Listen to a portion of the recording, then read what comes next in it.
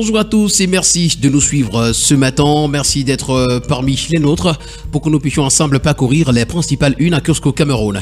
Et nous allons commencer ce périple ce matin avec l'hebdomadaire confidentiel qui titre à sa grande une Samuel Eto'o, Narcisse Mouélé Kombi, la paix des braves.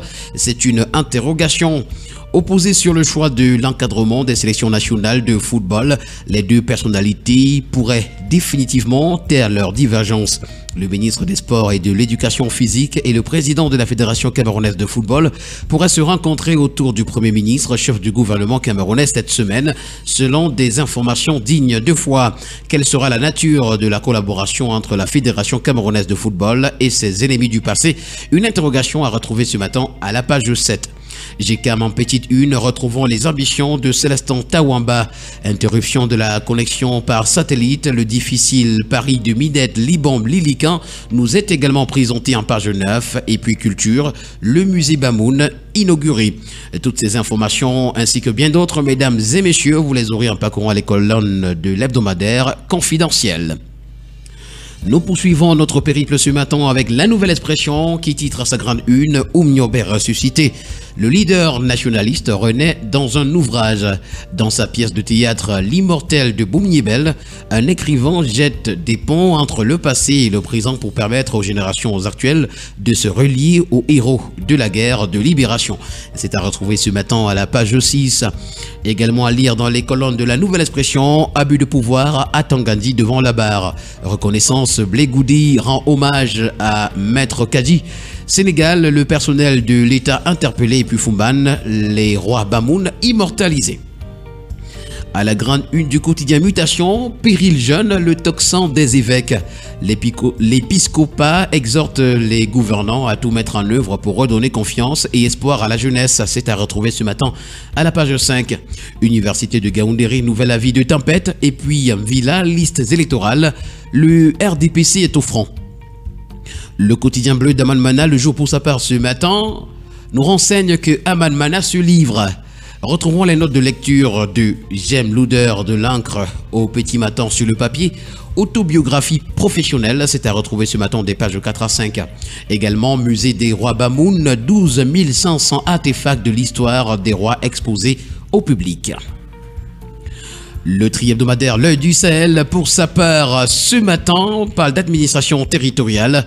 La cartographie des sous-préfets du Cameroun nous est présentée ce matin des pages 3 à 100. Dans le maillot Tanaga, c'est un nouveau chef à la tête du Lamida de TV. Amadou Aïdio, Chanda Toné plaide pour la grâce présidentielle et puis Jeux africains en 2024. Le satisfecit de Paul Biya nous est présenté. Le tri-hebdomadaire La Météo, également que ce matin, parle du régime préférentiel CIMAC. Retrouvons des agréments à 9 nouvelles entreprises. Les documents remis, c'était le 12 avril à Yaoundé par le ministre du Commerce, Luc Magloabaga Tangana, aux responsables des sociétés au cours d'une cérémonie officielle qu'il a présidée, vont leur permettre de faire circuler librement 70 produits made in Cameroun en franchise de droits de douane et sans entrave au sein de l'espace communautaire. L'information complète sera retrouvée en parcourant à la page 3.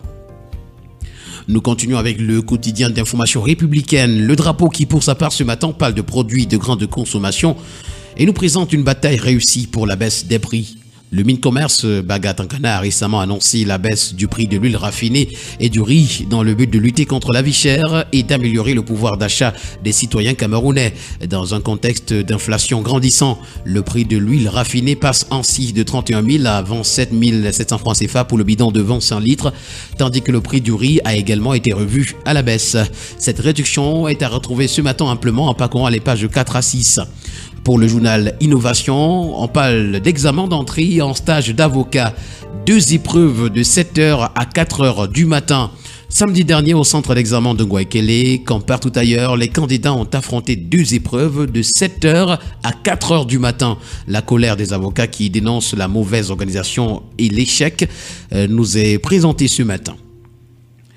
Le journal Conjoncture économique est également à kiosque ce matin et parle du Cameroun et de la Banque africaine de développement dans une sorte de coopération renforcée au cours de l'inauguration du siège du bureau régional Afrique centrale de la Banque africaine de développement. C'était le vendredi 12 avril 2024 à Yaoundé, présidé par Joseph John Gouté, Premier ministre, accompagné de Marie-Laure Akin Oulouk-Bardé, vice-présidente du groupe de la BAD chargée du développement régional, de l'intégration et de la prestation des services.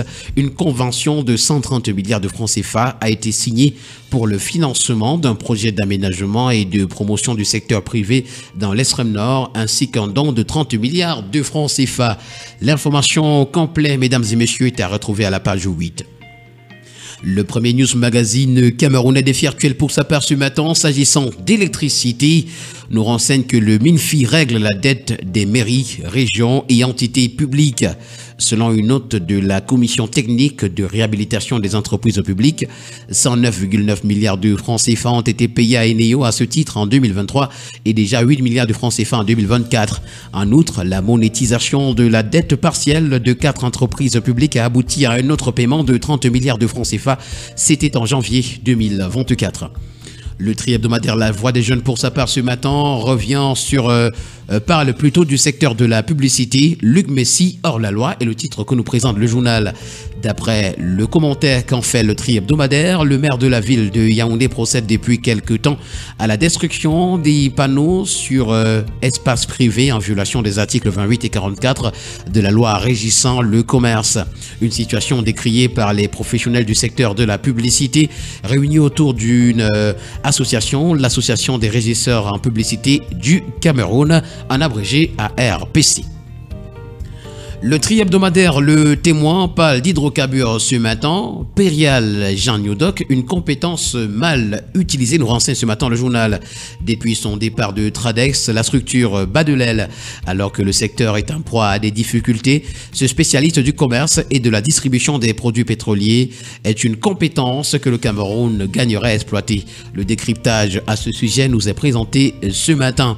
Également à lire dans les colonnes du tri-hebdomadaire d'information générale et d'enquête Le Témoin, examen au barreau du Cameroun, nous y sommes. À la grande une de la tribune des communautés, le journal Intégration, Cameroun, Tchad, Gabon, RCA, RDC et bien d'autres, le marteau de la pauvreté, l'enclume de la croissance, c'est à retrouver ce matin des pages 6 à 7. Pour le quotidien, l'Info à chaud, on parle du témoignage d'un candidat à l'examen d'entrée en stage profession d'avocat du Cameroun. Pure sorcellerie au XXIe siècle. Nous avons terminé à 3h45 et les tenants du barreau sont venus nous dire que pour notre sécurité, nous devons dormir sur les tables bancs jusqu'à 6h pour ne pas faire l'objet des agressions au sein même de ce campus. Vous pouvez imaginer notre état en sortant à 6h par petits groupes comme des zombies avec nos chemises blanches qui ont finalement opté pour la couleur locale. Voilà un témoignage à retrouver ce matin à la page 3 du quotidien L'Info à chaud. Le quotidien revient également ce matin en petite une sur le discours de Samuel Eto'o-Fils lors de l'inhumation de son papa. Par cette attention si particulière, le président Biya a une fois de plus démontré son profond attachement envers notre famille et sa reconnaissance. 4e édition des Pan African Awards, rendez-vous les 15 et 16 novembre au Kenya et puis prétendue convocation du congrès du PCRN. La nouvelle diversion du fondateur nous est présentée à la page 8. Le quotidien de la santé, Eco-Santé pour sa part ce matin parle de couverture santé universelle et nous renseigne que c'est plus de 2 487 853 personnes qui ont été enrôlées en un an. Ordre national des pharmaciens du Cameroun, le docteur Nana Sambou Franck, à nouveau plébiscité pour 3 ans. Et puis système de santé, cette fois-ci au Tchad, le docteur Abdelmadid Abderrahim exprime sa satisfaction ce matin dans les colonnes du quotidien Eco-Santé.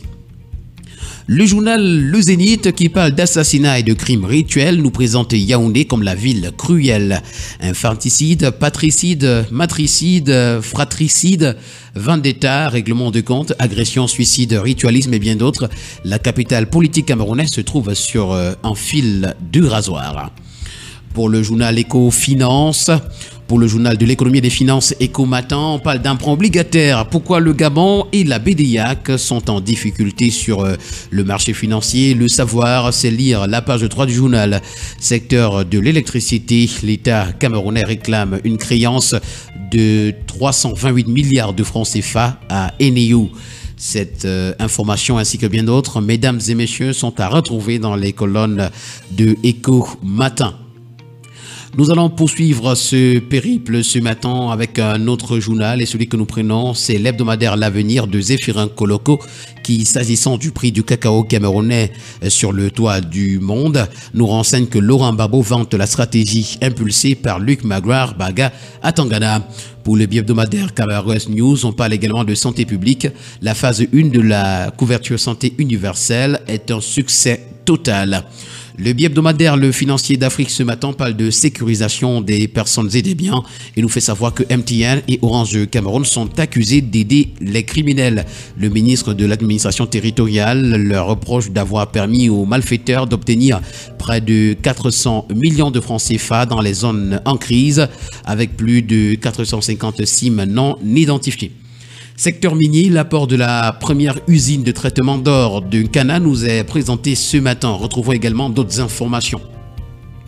L'hebdomadaire Meilleur Messala parle de Paul Biya. Le Cameroun est une mine d'or touristique à travers l'inauguration le 13 avril 2024 du musée des rois Bamoun. Le chef de l'État confirme la vision déclinée le 15 septembre 2011 lors du 3e congrès ordinaire du RDPC. Le Cameroun est un excellent site d'investissement dans les divers domaines de la culture. Aux commandes d'une diplomatie particulièrement offensive, l'homme du 6 novembre 1982 a fait de son pays une destination inscrite au patrimoine culturel immatériel de l'humanité. État des lieux de l'économie culturelle, niche d'opportunités pour les jeunes à retrouver ce matin des pages 6 à 7 de l'hebdomadaire Meilleur Messala. Nous poursuivons cette revue de la presse ce matin avec le bi-hebdomadaire L'Indépendant qui parle de la gestion saucisson, trésorerie zéro. Retrouvons le scandale à la CAPEF. Pour le tri-hebdomadaire le soir, c'est le H 2024 ainsi que la dotation spéciale de 1,560 milliard de francs CFA qui intéresse. C'est un geste de cœur du chef de l'État aux fidèles musulmans. H 2024 également à suivre ce matin à la grande une de l'hebdomadaire Sans Détour. Les grandes marques d'attention de Paul Biya aux pèlerins nous sont également présentées. C'est d'ailleurs avec l'hebdomadaire Sans Détour, mesdames et messieurs, que nous mettons un terme à cette sortie de la revue de la presse camerounaise. Merci d'avoir été des nôtres ce matin et au plaisir de vous retrouver demain pour une nouvelle édition. Bye bye et à demain.